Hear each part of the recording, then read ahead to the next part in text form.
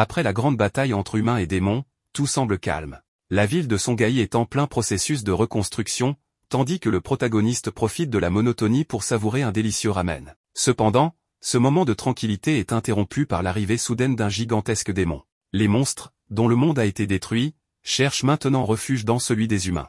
En quelques secondes, le monstre provoque une immense destruction rien que par sa présence. Furieux que son délicieux repas ait été interrompu, le garçon concentre alors son énergie dans une de ses mains pour éliminer le nouvel ennemi. Mais, à sa grande surprise, un avion survole le ciel et tire rapidement plusieurs missiles sur la créature, qui ne résiste pas à l'attaque et est vaincue sur place. Le lendemain, les élèves de la 60e faction reviennent de leurs vacances d'été. Xiaoyu arrive tout excité au collège et croise à l'entrée ses amis Shen Chao et Gohao. La jeune fille remarque que ses camarades ont un regard étrange. En les interrogeant, Gohao lui répond que l'école semble différente de d'habitude. Xiaoyu demande alors pourquoi il pense cela. Le garçon explique que toute la ville est encore en pleine reconstruction, mais que l'école, elle, a été entièrement restaurée en seulement quelques jours, ce qui semble très suspect. On découvre alors que, quelques nuits auparavant, Wang Ling était venu au collège pour rendre visite au crapaud. Ce démon utilisait une magie capable de restaurer des objets détruits et de leur redonner leur forme originale. Le célèbre héros Zouyi arrive aussi sur place et demande à son maître quels sont ses plans. Ling décide alors de profiter de la magie du chien vert. Le démon utilise donc une grande partie de son énergie pour restaurer toute l'école en une seule nuit. À la base, le seul objectif du chien vert était de restaurer sa niche détruite, mais sous les ordres de Ling, il finit par réparer l'ensemble du collège, au point d'en être totalement épuisé. De retour au présent, le groupe d'amis aperçoit l'arrivée de la prodige de la 60e faction. Comme toujours, elle fait une entrée triomphale, tapis rouge et entourée de gardes du corps. Sunrom revient au collège pour débuter un nouveau semestre. Mais un autre étudiant arrive aussi en hélicoptère. L'appareil atterrit au beau milieu de l'école, et en sort une nouvelle élève, accompagnée elle aussi de ses gardes du corps. La mystérieuse jeune fille fixe Sunrom quelques instants, mais la prodige quitte rapidement les lieux dès qu'elle voit que son ami Ling est de retour. Dans la salle de classe, les élèves de la classe élite accueillent la nouvelle étudiante. Elle se présente en écrivant son nom au tableau, Yoshiko. L'un de ses gardes affirme que sa chef est une élève transférée venue étudier ici comme spécialiste de techniques interdites, et donc qu'ils doivent tous être gentils avec elle. Yoshiko prend alors la parole pour la première fois, déclarant vouloir défier Sunron. Elles sont toutes deux les premières-nées de familles très influentes, et il ne peut y avoir deux prodiges dans la 60e faction. La tension monte dans la classe, mais la professeure Pan interrompt la présentation en affirmant que Yoshiko ne fait pas partie de cette classe, mais d'une autre, juste à côté. Plus tard, un des gardes du corps de Yoshiko s'excuse pour s'être trompé de classe. La jeune fille l'ignore complètement. Elle déclare que son objectif est de devenir la plus forte de la 60e faction.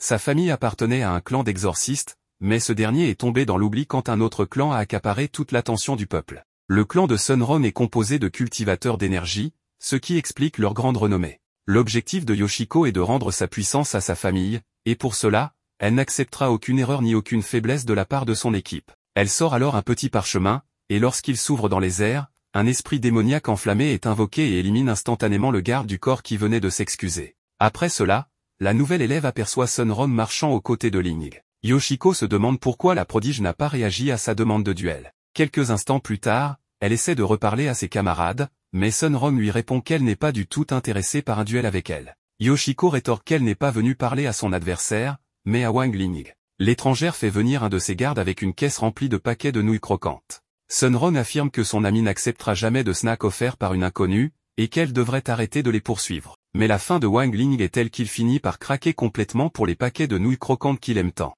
Sunron, face à cette scène, ressent une lutte intérieure. D'un côté, la jalousie et la rage lui disent d'accepter le duel, de l'autre, la compassion et la sagesse lui disent de régler ça par le dialogue. Mais c'est le côté obscur qui l'emporte, et elle finit par accepter le défi de sa rivale. La prodige invoque alors son épée spirituelle et se déclare prête à se battre. Mais Yoshiko lui annonce que le duel ne sera pas un combat physique, mais culinaire. Ce jour-là, l'école entière assiste au début du duel culinaire entre Sunron et Yoshiko. Shen Chao déclare l'ouverture du défi avec deux énormes tambours. Gohao, qui sert d'animateur, explique les règles. Les participantes doivent conquérir l'estomac de Wang Ling en préparant 4 types de plats à base de nouilles croquantes. Elles doivent cuisiner avant que les 3 encens placés sur la table soient totalement consumés. Gohao précise que le juge de la compétition sera Wang Ling lui-même. Shen Chao frappe le gong, et le combat commence. Yoshiko coupe ses ingrédients avec une grande dextérité, vitesse et agilité, impressionnant tous les spectateurs. En quelques minutes, elle cuisine les 4 plats simultanément. Sunron, de son côté, ne sait même pas par où commencer. Elle mélange les ingrédients, n'arrive pas à allumer le feu et ne sait même pas quel plat préparer. Elle reçoit alors une aide secrète d'un de ses gardes du corps. Quelques minutes plus tard, Yoshiko termine tous ses plats avant la fin du temps. Confiante, les élèves goûtent ses créations et se sentent envahis d'un bonheur intense. Les saveurs sont si exceptionnelles qu'elles les rendent complètement euphoriques. Wang Ling, lui, mange sans exprimer la moindre émotion. Yoshiko, confiante, se rappelle qu'elle a utilisé un ingrédient spécial qui apporte rapidement une sensation de satiété, de sorte que le juge n'aurait même plus envie de goûter au plat de sa rivale. Le temps du concours s'achève. Sunrong doit présenter son plat. Elle s'approche de Ling et lui montre qu'il s'agit simplement d'un paquet de nouilles croquantes, tel quel, sans aucun ajout. Elle se contente de verser le petit sachet d'assaisonnement et donne le plat à son ami. Wang Ling, ayant observé toute la préparation, est subjugué en dégustant les nouilles. Des souvenirs heureux envahissent son esprit. Il se rappelle que dans tous les moments de sa vie, il a toujours mangé ses nouilles de cette façon simple, mais délicieuse. Le sentiment de nostalgie est si fort que l'énergie de Ling fait reverdir les champs de l'école et pousser les arbres de façon spectaculaire. Goao, voyant la réaction de son ami, déclare Sunrong grande gagnante du concours. Yoshiko refuse d'accepter ce verdict. Mais Sunrong lui réplique qu'elle ne connaît pas vraiment Wang Ling, et que c'est pour cela qu'elle a perdu. Le groupe d'amis célèbre la victoire. Ainsi, Sunrong démontre que parfois, la meilleure façon de cuisiner est la plus simple, et qu'aucun plat sophistiqué ne peut rivaliser avec un cœur sincère. Quelques jours plus tard, le crapaud trotteur rêvait de ses fêtes d'anniversaire, qui avaient lieu dans le monde des démons. Là-bas, il célébrait une année de plus de vie démoniaque aux côtés de sa mère et de ses nombreux frères. À ce moment-là, il attendait l'instant parfait pour manger son œuf d'anniversaire, une délicatesse appréciée de tous les êtres du monde démoniaque. Devant cette scène, ses frères chantent la chanson d'anniversaire pendant que sa mère lui demande quel sera son vœu. Le crapaud trotteur souhaitait devenir le roi des démons pour protéger et honorer tous ceux qui l'entourent. Le chien vert se réveille alors de son sommeil avec un sentiment de nostalgie en se rappelant de toute sa famille réunie ce soir-là. Il essaie de manger la nourriture qu'on lui a servie, mais il finit par constater qu'elle a un goût horrible. Froggy réagit vite, il enterre cette nourriture immonde, mais à sa grande surprise, alors qu'il s'apprête à en mettre une nouvelle à la place, il reçoit une notification sur son téléphone lui rappelant que le jour de son anniversaire est arrivé. Ling lui demande alors comment on fête les anniversaires dans le monde des démons, mais le chien vert répond que cela n'a plus d'importance, car le garçon est celui qui a détruit sa terre natale. Froggy repense alors à ce qu'il vient de dire et en conclut que son camarade veut probablement lui offrir quelque chose. Le crapaud trotteur se réjouit, car quelqu'un s'est souvenu de ce jour si spécial pour lui. Le lendemain, Wang Ling et ses amis préparent une belle fête d'anniversaire pour Froggy. La fête comprendra des décorations, des cadeaux et beaucoup de nourriture. Le protagoniste informe Sunrong qu'ils devront trouver un œuf d'anniversaire. La prodige se demande de quoi il parle, et Ling lui explique que l'œuf d'anniversaire est quelque chose de typique du monde de Froggy, et que c'est pourquoi il ira lui-même chercher cette délicatesse. À cet instant, le crapaud trotteur entre dans la salle. Alors Sunrong et ses amis agissent vite. Ils essaient de cacher les préparatifs pour ne pas risquer que le chien vert découvre la fête surprise. La prodige demande à Xiaoyu d'emmener Froggy en promenade pendant au moins 2 heures. Cependant, le crapaud trotteur est tellement impatient qu'il part à toute vitesse entraînant la fille à ses côtés. Pendant ce temps, Wang Ling ouvre une faille dimensionnelle à l'aide de son épée en bois. Le garçon entre dans un endroit sombre et silencieux. Il utilise l'aura de son esprit gardien pour illuminer l'endroit avec son arme. Il ne tarde pas à trouver un endroit contenant plusieurs œufs d'anniversaire. Il en choisit un, mais au moment où il le déplace, il est attaqué par une créature inconnue. Sur la place de la ville, Xiaoyu tente de distraire Froggy, mais le chien vert sait déjà que ses amis préparent une fête surprise pour lui. Il fait simplement semblant de ne rien savoir. À ce moment-là, l'instructrice Pam passe par là. Elle dit à Xiaoyu qu'elle retourne à l'école car elle a oublié son téléphone dans une des salles de raffinement de pilules. Le chien vert est paniqué en entendant cela, car la salle dans laquelle ses camarades préparent la surprise est précisément celle de raffinement. La prof pourrait donc gâcher toute la fête. Froggy dit alors à Xiaoyu qu'il doit aller aux toilettes, puis il part en courant désespérément vers l'école. Le chien vert concentre son énergie dans ses pattes et parvient à courir sur les murs du collège jusqu'à la salle de raffinement. En arrivant, il est heureux de découvrir que Ling a réussi à capturer un œuf d'anniversaire. Mais son inquiétude porte maintenant sur le téléphone de l'instructrice. Il entend ses pas dans le couloir et réagit vite pour la faire rentrer chez elle. Elle entre dans la salle et tombe sur le héros Zouyi, qui lui rend son téléphone tout en tentant de créer un climat romantique entre eux en lui proposant un rendez-vous au cinéma. L'instructrice rougit, tombe amoureuse et achète les billets sur le champ. Cela détourne complètement son attention de ce qui se passait là. Le crapaud trotteur ressent un sentiment de mission accomplie. Il a consommé tellement d'énergie de Ling ces derniers jours qu'il est devenu expert pour copier l'apparence des autres. Froggy remarque alors que quelqu'un d'autre approche, et sans réfléchir, se cache rapidement. Shen Chao et Goao entrent dans la salle pour récupérer l'œuf d'anniversaire et commentent que l'objet est à température ambiante, voire plus froid. Froggy, en entendant cela, se souvient des paroles de sa mère, qui disait que l'œuf devait être bien cuit à haute température, sinon une catastrophe pourrait arriver. Dans la salle de la fête surprise, Shen Chao et Sun Rong admirent un œuf géant. À ce moment-là, une petite créature sort de l'objet. Les deux élèves la trouvent mignonne, mais quand ils baissent leur garde, la créature, ressemblant à un gâteau d'anniversaire, bondit sur le visage de Shen Chao. Le garçon se retrouve alors sous le contrôle du démon parasite. Il transperce l'œuf avec sa main et en fait sortir une autre créature du même type, qu'il lance en direction de Gohao, rendant lui aussi victime du parasite. Bientôt, il force également Sun Rong à se connecter à la créature. Le trio d'amis est dominé par ces petits êtres, qui recrutent aussi les gardes du corps de la prodige pour former une horde de zombies bizarres. Le chaos s'empare de toute la salle, avec des créatures courant partout. Wang Ling, qui prenait son bain, revient dans la salle et découvre tout ce désordre. Il est immédiatement attaqué par les petits gâteaux d'anniversaire, mais il les élimine tous avec de nombreux tirs d'énergie lancés depuis ses doigts, libérant ainsi tous les gens possédés par les démons parasites. Le protagoniste trouve dans cette même pièce le gâteau d'anniversaire principal, qui contrôle tous les autres. Ling le saisit et élimine le parasite en un seul coup, provoquant une grande explosion qui projette du gâteau partout dans la pièce. Froggy entre dans la salle et voit que tout a été détruit, alors que tous s'étaient donné du mal pour préparer sa fête. Le crapaud trotteur prend alors une décision extrême, il utilise sa magie pour remonter le fil du temps.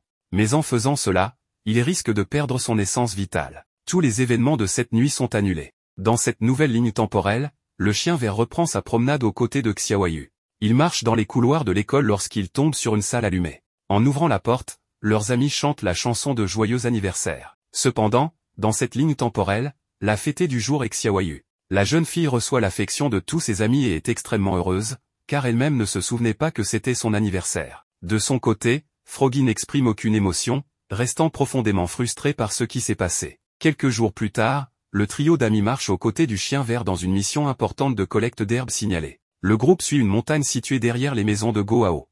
L'ami de Ling lui dit de ne pas s'inquiéter, car dans cet endroit ne vivent que de petites bêtes spirituelles. Mais le groupe est surpris par l'attaque d'un monstre colossal. Une espèce de gorille géant commence à poursuivre les garçons à grande vitesse à travers la forêt. Au milieu de la course, Froggy finit par être capturé par un piège. Le chien vert se voit dans une situation de grand danger maintenant qu'il est immobilisé, mais il est sauvé par une autre bête spirituelle. Un nouveau monstre affronte maintenant le gorille géant. Gohao l'identifie comme un Rangurotora, une bête spirituelle vivant normalement dans les zones volcaniques. Le garçon se demande comment un monstre pareil peut se trouver dans une forêt.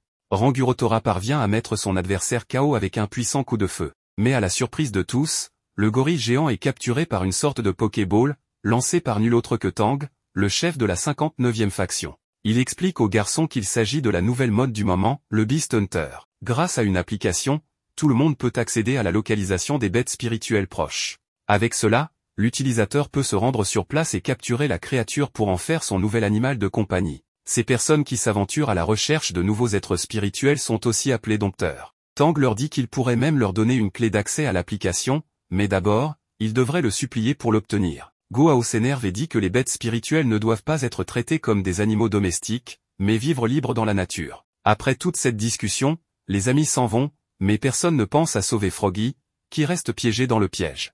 Le groupe se réunit de nouveau au complet et continue sa chasse aux herbes médicinales. Shen Chao demande à Gohao pourquoi il s'est autant énervé en apprenant la capture des bêtes spirituelles, alors qu'il utilise lui-même l'application Beast Hunter. Le garçon répond qu'il capture les bêtes dans l'intention d'en prendre soin et de les respecter. En chemin, le groupe tombe aussi sur une bête spirituelle coincée dans un des pièges posés par Tang. Gohao la sauve immédiatement et la remet dans la nature. Froggy finit par flairer quelque chose et avertit ses amis qu'il y a une autre bête spirituelle non loin. Le groupe parvient à localiser un unicorn caché, blessé. Le chien vert pense à le dévorer, mais ses amis refusent. Wang Ling le place dans un panier et l'emmène pour recevoir les soins nécessaires à l'animalerie de Gohao. Sur le chemin du retour, le groupe traverse la forêt en bondissant d'arbre en arbre, à la manière des ninjas de Konoha. Le trio arrive sur place et commence rapidement à soigner la créature. Mais Gohao dit à ses amis que le médicament pour soigner cette blessure devra être fabriqué sous forme de pilule spirituelle, avec un temps de raffinement de 2 heures. Shen Chao et son ami paniquent car c'est trop long, et d'ici là, le unicorn pourrait déjà être mort. Wang Ling reste calme et propose un peu de ses nouilles croustillantes à l'animal. Grâce à ses pouvoirs, il entre en harmonie avec la bête spirituelle. Les deux amis sont heureux de constater l'amélioration soudaine de la petite créature. Mais tant qu'elle n'est pas complètement remise, elle restera à l'animalerie sous surveillance. De leur côté, Xiaobei et Tang parviennent à localiser la présence de la bête spirituelle dans l'animalerie de Gohao. Ils s'y rendent avec l'intention de la capturer. Xiaobei dit que selon les règles du Beast Hunter, le premier dompteur ayant blessé la bête a le droit de la capturer. Les garçons découvrent alors que c'est Tang qui a blessé l'animal. Goao affirme qu'il ne rendra pas la bête spirituelle, et que si Tang souhaite prendre une décision, ils régleront cela par un combat de bêtes spirituelles. Sur le champ de bataille, les deux adversaires se préparent à s'affronter. Tang déclare que s'il gagne, il aura le droit de garder le unicorn. En contrepartie, Goao annonce que s'il est le vainqueur, son adversaire sera interdit de capturer des bêtes spirituelles dans la montagne proche de chez lui. Tang choisit Rangurotora pour le représenter au combat, tandis que Goao choisit Froggy. Mais le chien vert refuse de participer au défi, disant qu'il n'a rien à voir avec le problème entre les deux garçons. Wang Ling demande alors au chien vert d'entrer dans l'arène, et il accepte immédiatement. Mais il est déjà trop tard, le unicorn lui-même décide de combattre aux côtés de Goao. Le chien vert reconnaît le courage de la bête spirituelle. Sur le terrain, le combat commence.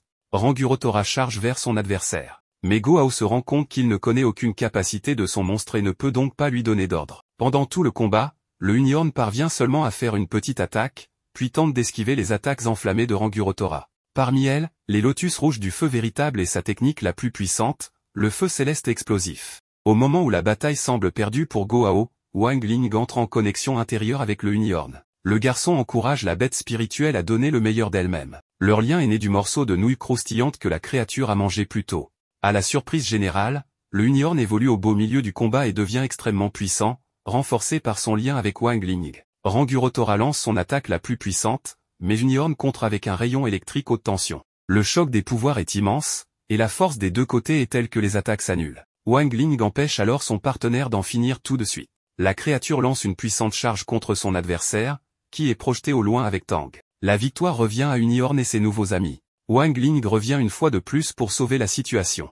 Aujourd'hui, Yoshiko, la toute nouvelle élève de la 60e faction, apprend par son garde du corps que le nouveau jeu, produit par la famille de la jeune fille, connaît déjà un immense succès dans toute la région de Songhai. En entendant cela, la confiance de la jeune fille grandit, elle est persuadée que sa popularité à l'école atteindra des sommets. Son hélicoptère atterrit alors à l'entrée du lycée, dans sa tête, elle se voit déjà comme l'élève la plus populaire. Cependant, la réalité est tout autre, la véritable star de la 60e faction est en fait la bête spirituelle à une corne, désormais nommée Stella, et qui est sous la garde de Ling. Dès son premier jour à l'école, Stella avait attiré l'attention de tous les élèves grâce à son apparence. Ce matin-là, alors que les élèves sont en classe, Froggy, le démon crapaud, observe. Poussé par son instinct démoniaque, il désire s'approprier le sang de l'unicorn, qu'il considère comme extrêmement précieux, et prévoit donc d'éliminer sa proie. Ling remarque le comportement suspect de la créature et comprend ses intentions.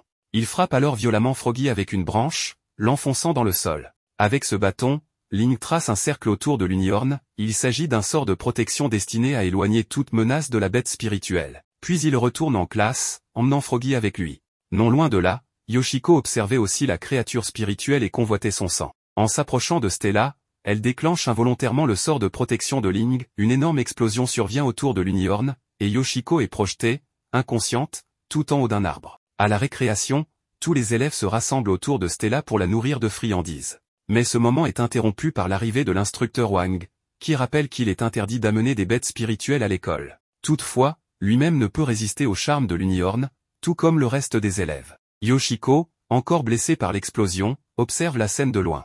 Elle se dit que si elle ne peut pas entrer dans la zone protégée, elle fera sortir la bête spirituelle par elle-même. Une fois la récréation terminée, Stella se retrouve seule. Une pilule rouge est alors lancée dans son périmètre, pensant qu'il s'agit d'une friandise, elle l'avale immédiatement. Quelques secondes plus tard, à la surprise générale, Stella grandit jusqu'à atteindre une taille colossale, si bien qu'elle ne rentre plus dans la zone de protection. Rapidement, elle cause des dégâts dans toute l'école, elle avale une épée spirituelle et détruit complètement la maison de Froggy. L'instructeur Wang demande à ses élèves de rester patients, Stella est encore un bébé et ne maîtrise pas ses actes.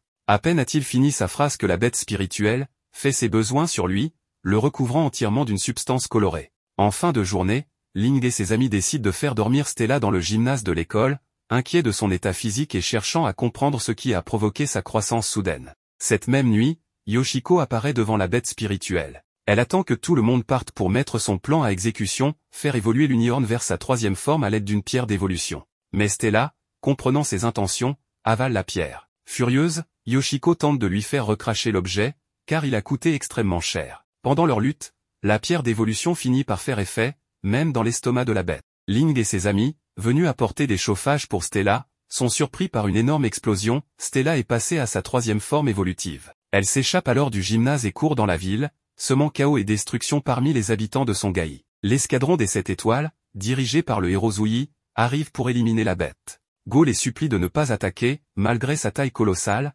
Stella a un cœur pur. Mais en apercevant Go, l'Unicorn l'avale tout rond. De loin, Wang Ling et Froggy observent la situation. Ling trouve une solution, il retire le bandana que porte Froggy autour du cou, ce tissu est en réalité un sceau qui retient la vraie forme du démon crapaud. Le crapaud géant apparaît au milieu de la ville, prêt pour un combat titanesque. Froggy, confiant en sa force, se lance mais reçoit immédiatement une attaque violente. Alors qu'il s'apprête à charger son canon de bête géante, Ling l'avertit, il ne doit agir que sur ordre. Stella concentre alors une puissante décharge électrique dans sa corne et fonce sur le crapaud pour le transpercer. Au dernier moment, Ling ordonne à Froggy d'ouvrir grand la bouche, Stella s'y engouffre et le crapaud absorbe toute son énergie spirituelle, la laissant incapable de continuer le combat. Épuisé d'avoir absorbé autant d'énergie, Froggy recrache finalement l'Unicorn, ainsi que Go, sain et sauf.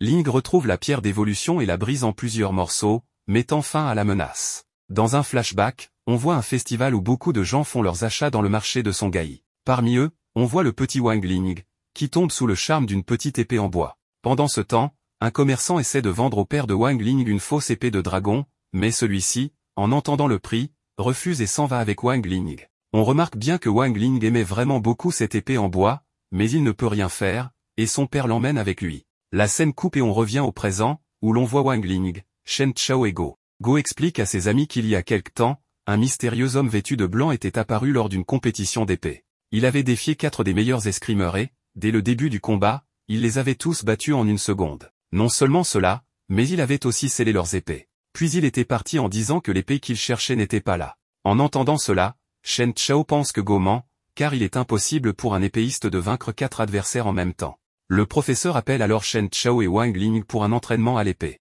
Shen Chao dégaine sa grande épée, tandis que Wang Ling sort sa petite épée en bois. Shen Chao se moque, si je casse ta petite épée, ne viens pas me demander de l'argent. Wang Ling répond qu'il ne demandera rien. Lorsque l'entraînement commence, Shen Chao fonce sur Wang Ling avec sa grande épée, mais sans succès, la petite épée de Wang Ling résiste et finit par bloquer complètement la grande épée de Shen Chao. Voyant cela, Shen Chao se met à pleurer comme un enfant. Wang Ling lui-même ne comprend pas pourquoi son épée a fait ça. Pendant ce temps, Sun Ron s'entraîne également. On voit que Sun Ron est troublé, car son épée n'obéit pas à ses commandes. Soudain, toutes ses épées attaquent Wang Ling en même temps, mais l'épée de Wang Ling le protège. Toutefois, les épées de Sun Ron se collent alors à celles de Wang Ling. Shen Chao tente de les séparer de toutes ses forces, mais échoue.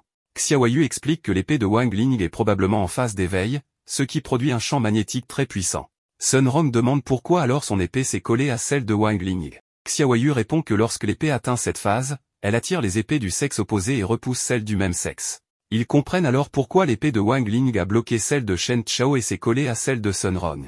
Ne sachant pas quoi faire, Xiaoyu leur propose d'aller chez elle. Elle possède un système de forge qui sait réparer les épées, et elle est certaine que sa sœur trouvera une solution. On découvre que Xiaoyu vit avec sa sœur dans un endroit appelé le tombeau des épées, où des centaines d'épées cassées sont éparpillées. Xiaoyu présente tout le monde à sa sœur. Shen Chao demande à cette dernière de réparer son épée. Elle examine l'arme et dit qu'il n'y a pas de souci, elle pourra la réparer rapidement. Sun Ron lui demande aussi de réparer la sienne. Wang Ling sort alors sa propre épée, qui, au lieu de se coller aux autres comme prévu, se colle directement à la sœur de Xiaoyu. Les épées de Sun Ron semblent pleurer, comme si leur petite amie venait de les quitter. En observant l'épée de Wang Ling, la sœur confirme qu'elle est bien en phase d'éveil, mais elle n'a jamais vu un champ magnétique aussi puissant. À ce moment-là, Zouyi arrive avec 2 compagnons et annonce qu'une épéiste surnommée la fille en blanc est en ville, défiant tout le monde. Ce n'est pas une bonne nouvelle pour la cité, alors ils sont allés la capturer. Mais sa petite épée en bois a attiré et scellé les 3 leurs. Go demande quel type d'épée elle a, et Zouyi confirme qu'il s'agit d'une petite épée en bois, tout comme celle de Wang Ling. Tous se tournent alors vers Wang Ling, car le même phénomène vient de se produire avec eux. Soudain, on apprend que la fille en blanc arrive. Les héros décident d'aller se battre contre elle, car les épées de Zouyi et de ses compagnons sont inutilisables. Pendant ce temps, la fille en blanc combat des ninjas masqués, et leurs épées sont également scellées. Yoshiko, qui observe la scène de loin avec son assistant, décide d'abandonner sa mission en apprenant que Zouyi est présent avec les héros. Après le départ des ninjas, Go, Sun Ron et Xiaoyu attaquent ensemble la fille en blanc, mais sans succès, ils ne tiennent pas face à elle. Zouyi, Wang Ling et la sœur de Xiaoyu observent le combat. Zouyi demande à Wang Ling quand il montrera enfin ce dont il est capable, mais Wang Ling ne répond pas et parle à son épée, disant que c'est assez et qu'il est temps de se battre. Pourtant, l'épée ne l'écoute pas. La sœur demande à l'épée pourquoi elle reste collée à elle. L'épée répond, parce que je vous aime bien. La sœur lui dit qu'elle préfère les épées spirituelles fortes qui protègent les autres. L'épée insiste qu'elle est très puissante et qu'il ne faut pas la sous-estimer. Soudain, une grosse explosion secoue la zone, et Sun Ron manque de tomber, mais Wang Ling la rattrape. Même Xiaoyu ne parvient pas à résister face à la fille en blanc.